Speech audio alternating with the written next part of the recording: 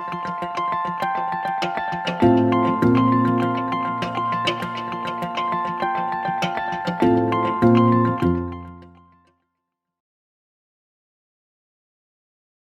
morning, everyone. My name is Andrea, and I am a PhD student at Neurostim Lab under the supervision of Schneider at the University of Laval. Pain, especially chronic pain, is known to induce very long-lasting changes within the brain, and these changes can be either structural changes or functional changes, meaning that the area can be either increase or decrease, or the same area can be more or less connected to other areas. In our laboratory, we use non-invasive neurostimulation techniques that are tools that allows researcher to intervene on these changes, meaning that we try to reverse these maladaptive changes within the brain. And we use in particular two techniques, transcranial magnetic stimulation and direct current stimulation. The first one is a technique that deliver brief, very high intensity pulses on the cortex that can activate the muscle, so can evoke muscle contraction.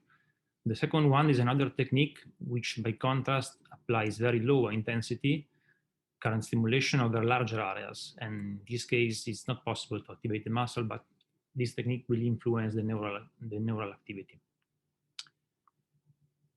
Depending on the protocol of stimulation, both techniques can be used to intervene on adaptive changes, meaning that we can either increase or decrease the activation of the area. And while these approaches have been proven very effective in various chronic pain conditions, the problem is that not all patients will respond to treatment, and that's because patients have different brain changes and not all of them respond to the treatment the same way. So the project aims at developing personalized treatment for chronic pain condition.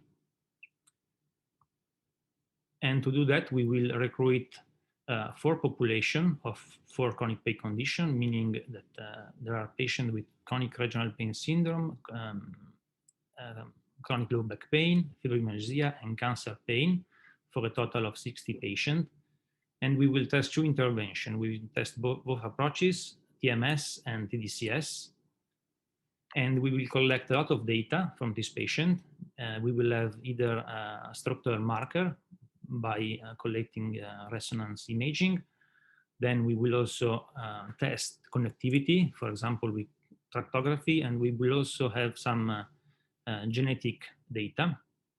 And finally, we will use TMS, the same technique that we use as an intervention, but in this case, we use with either single or double pulse protocols that are protocols that altogether can give an overview of the functioning of the brain, especially of the motor areas.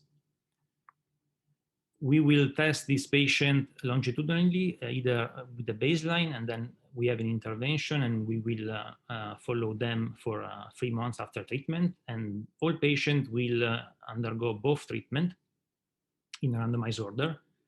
And in this way, by applying the treatment and looking at the outcomes, and also at all the data that we collect before treatment, we will be able to understand which are the brain changes that respond most to the intervention and to which one.